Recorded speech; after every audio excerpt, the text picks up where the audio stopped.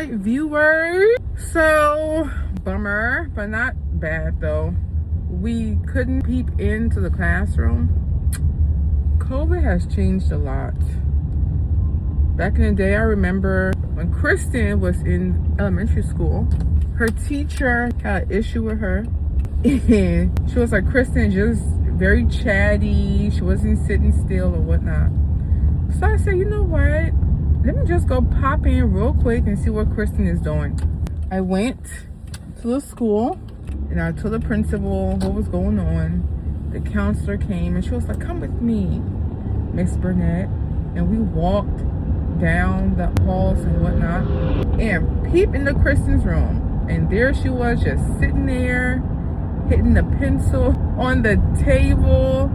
She had her laptop and the teacher was teaching. She was like, everybody do your work. Kristen, she picking up something on the floor, bending over. She just wasn't sitting still.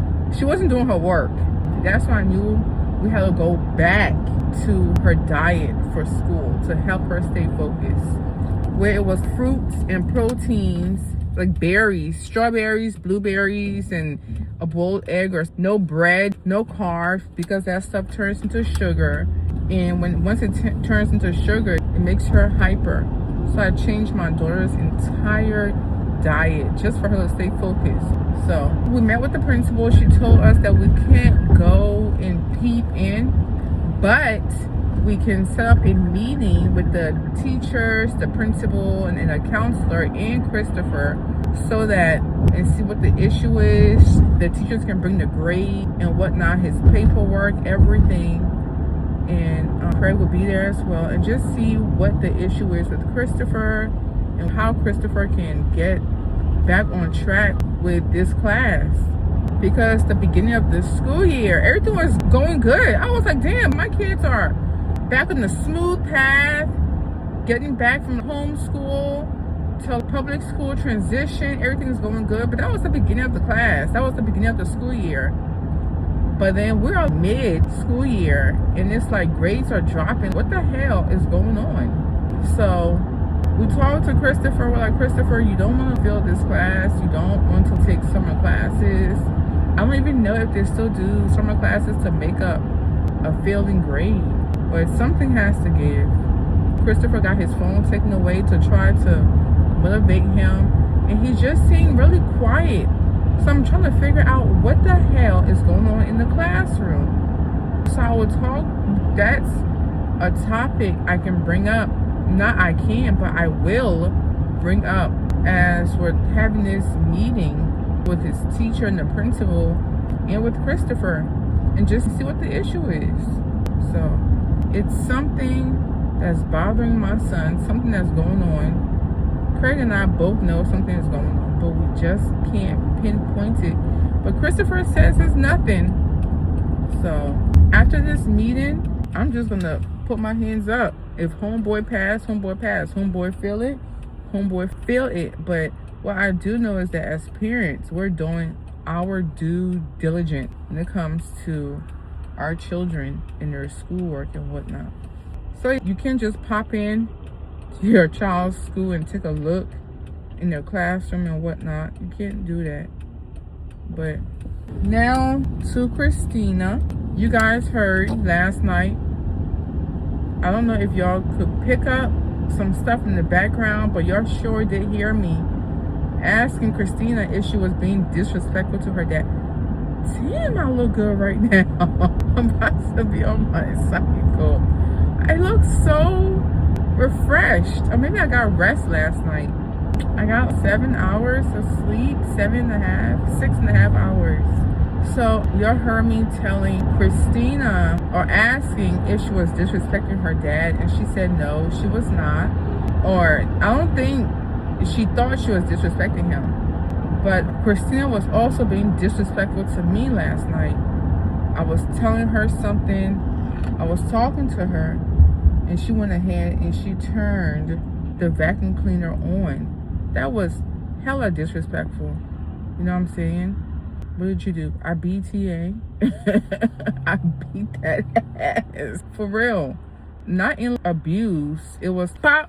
You don't do that. That's disrespectful. Because I asked her initially, is my tone loud? No. She said no. Is my tone in an angry manner? No, Mom. Is my tone disrespectful? No, Mom. And then she had the audacity to go turn on the vacuum cleaner. When it comes to disrespect, I don't tolerate disrespect at all. I really don't. Yes, you guys have seen how the children have disrespected me in the house and whatnot. But that's like with us joking around. Some people think it's disrespect. I don't see it as disrespect, but something as I'm talking to her and she's being disrespectful to me, and you turn on the vacuum cleaner, and on top of that you're being disrespectful to your father. No, we have an issue. So Craig and I were just talking, and he mentioned what is missing. Well, first of all, she was supposed to go on a school field trip. That school field trip was $400, y'all. I would say $500. We paid the $100, and that is non-refundable. We were supposed to pay the $400. I need to call her teacher and let her know Christina is not going on that field trip, because I called Craig yesterday and I was like, I cannot see myself spending my hard-earned money on a disrespectful child. That is not happening. I'm not doing it. First, Craig was like, I feel like every time something happens, it's like you're dangling the apple in her face and then we take it away. No, it's not about dangling anything in anybody's face. We all had a discussion. So she was supposed to go on this field trip with her friends. So we were supposed to go to Savannah, Georgia, and whatnot. I said, no, I'm not paying for that. I'm not rewarding someone for being disrespectful. I'm not doing it. So Craig just asked, he was like, what is missing? What is it? Because we're doing what we can as parents. Yes, we are. But what is missing? Not just said Craig, I really don't know. And at the time, I didn't know what was missing. So Craig came home last night. I told him what happened between Christina, and I told him, I said I wasn't paying for no damn field trip. And I didn't mind dishing out, the money, because we're going to split it so she can go on the field trip. But we don't mind doing things for our children. We really don't, because they are our responsibility. And that's what we're supposed to do, take care of them. So I told him, I said, I wasn't paying for the daggone field trip. And he said, all right, well, I'll let her know that when I come home, that we're going to have a serious talk. I said, all right. He said, go tell her she shouldn't go to sleep. I was like, I don't want to tell her that. I wasn't even in the mood to even go and talk to my child, one. And because she disrespected me, I was extremely hurt. And I also told her, I said, popping you, Christina, I don't like popping you. I really don't. But you need to behave yourself. I told her that yesterday. I said, I wake up every morning making sure I am a good ass mom to y'all. You understand what I'm saying? And for you to disrespect me like this when all you had to do was clean, it was over cleaning up, doing her chore. When she does her chore, it's sloppy. It's not like in a neat manner. You're leaving crumbs on the floor. You say you vacuum, but there's still crumbs on the floor. I'm calling you, but you're talking back. You're catching attitude with me. You slamming the vacuum cleaner. And on top of that, I am still calm. But when that vacuum cleaner turned on as I was talking to her, oh, fuck no. I don't play that shit. So now I just told Craig. So Craig was like, wake her up. Not wake her up, but tell her not to go to sleep. And I just didn't want to go back there because I was really hurt. So Craig was like, all right, leave it. When Craig came home last night, he said, I was in the bathroom. He was like, you ready? I said, yeah, whenever you are. He said, let's go. I said, all right. He led the way. I followed behind him. Christine was asleep. He switched the light on. I said, damn, this shit is serious. He switched the light on because Craig don't really, us as parents, when we punish our kids, I have the tendency to lessen the punishment or say, oh, you don't have to do your writing. You don't have to write, because majority of the time when our kids act up or they're disrespectful or disrespecting each other, we tell them to write lines of what they did or Bible scripture or what they're going to write. Don't pay attention now, sir. write down Bible scriptures, about maybe 100, 200, depending on the severity of their disrespect. So a lot of times we don't, like, what's the word I'm looking for? We don't follow through with punishment, or they wouldn't turn it in at a certain time we ask for it. We're just being lenient. That's what I should say. We were being lenient parents. So last night, Craig went in the room, he flipped the light on, the switch on. I was like, damn. He was hurt. And not just that, Christina went ahead and drank Craig's eggnog without asking. And then she called him after she drank the first serving of eggnog, she called him and then asked if she can have eggnog. And you can hear the first time Kristen said, call and ask Dad. You're not gonna call and ask? Apparently she tried to, but she couldn't get in contact with him. And she went ahead and she drank Craig's eggnog. And then she called the second time, and that's when Craig picked up the phone and said, can I have some eggnog? And Craig was like, go ahead. And she had a second serving. So he was pissed. He was like, so he was hurt. He was very hurt, y'all. So he flipped up the light. He said he tapped on her legs a few times. He composed himself. He tapped on her legs a few times. She didn't wake up. He turned the fan off. And then he pulled the blanket off of her a little bit. And he was like, wake up.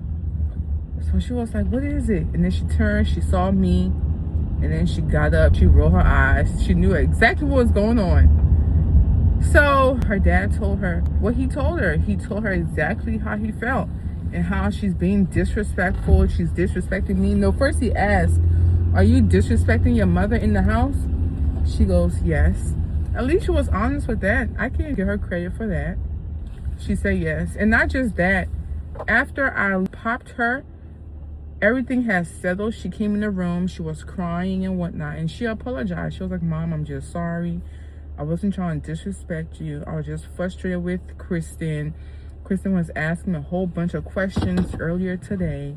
I'm tired. So I said, that still isn't a reason for you to be disrespectful like that, Christina, and be acting out in an angry manner. I said, my tone wasn't loud with you. I was not disrespecting you. That's not a way to behave. And she was like, I'm sorry. All right, apologies accepted. I accepted her apology because that's my child. I'm not going to hold on to anger, y'all. Don't hold on to your children's mistake. Yes, we're parents. Yes, we're supposed to discipline.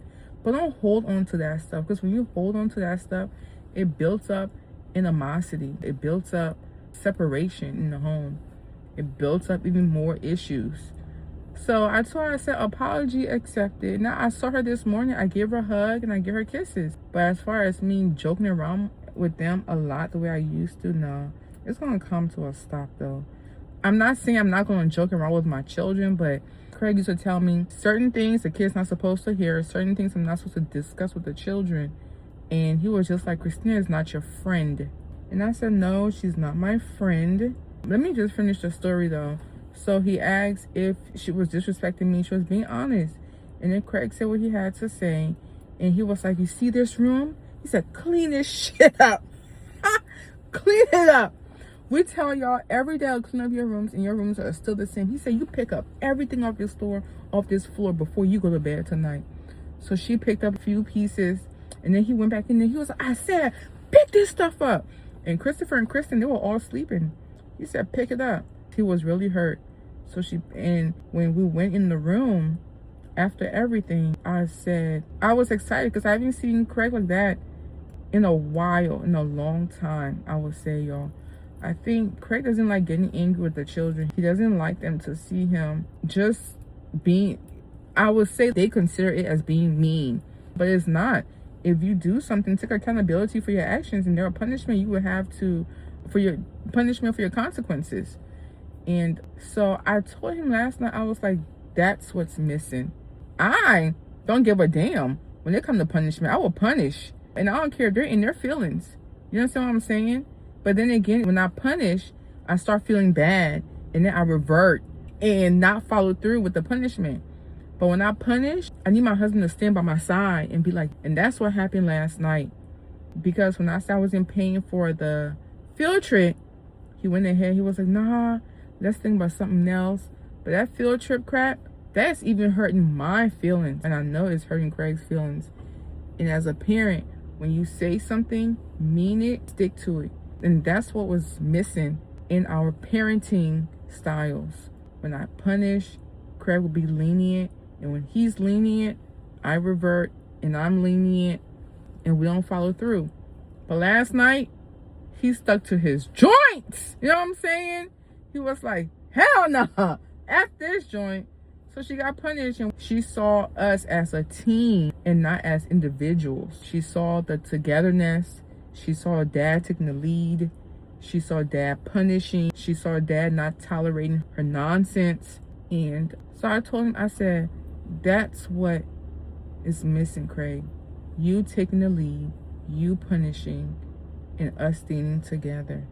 So I'm just praying. I was just telling God, thank you last night, because I haven't seen my husband like that in a long time. So, and when back to this whole friendship thing with me and my children, especially my daughters. On this channel, I talk about a lot about my mother and our relationship that we had. It wasn't a good one. There are a few good moments in my life, mother-daughter relationship with me and my mom, that I can count. And it was a whole lot more negatives. So when I found out I was having a girl, y'all, I cried. I was scared. I was nervous because I didn't want the relationship I had with my mom, I would have it with my daughter. So after having Christina, I made a conscious decision to not be like my mom. And I had to pull away, but I started to see some of my mother's behavior in me trickling down to my daughter. And I'm like, no, I'm not doing this. And I had to pull away from my mom so I can parent my daughter in a different way, the way I did not grow up, or the way my mom raised me. So I see my children as buddies. I see them as my friends. I don't have friends, y'all. I'm a solo person. I am awake. I've been on this for a long time. I keep to myself. I'm a quiet person. I've been hurt a lot. I just know how people are. So I stay away. But I see my children as my friends, but yet I'm still their parent. And I told my children, yes, just because you guys are comfortable around me, my children are comfortable enough to come and talk to me, to actually tell me cuss words, not cuss me out, but just tell me what they told their friends, or how they feel about their teachers, or how they feel about me when they're upset with me. So they are very comfortable with me, and I made them feel that way. And I'm grateful for the relationship I have with my children. But I told my children, I'm mom first, and then we're friends. But I have to put my foot down as a mother to punish or to tell y'all where you guys fall short and where you're wrong. And they understand that. But I get it. I tend to understand my daughter. She's getting older. She's in her teenage years. And teenagers go through hormonal changes. I get that. But if your parent is not coming at you wrong, there's no need for that child to act out like that. You understand? Because I know how it is when your parent come at you wrong, in a wrong manner, and that child has to defend herself, that him or her have to defend themselves against their parents. I get that.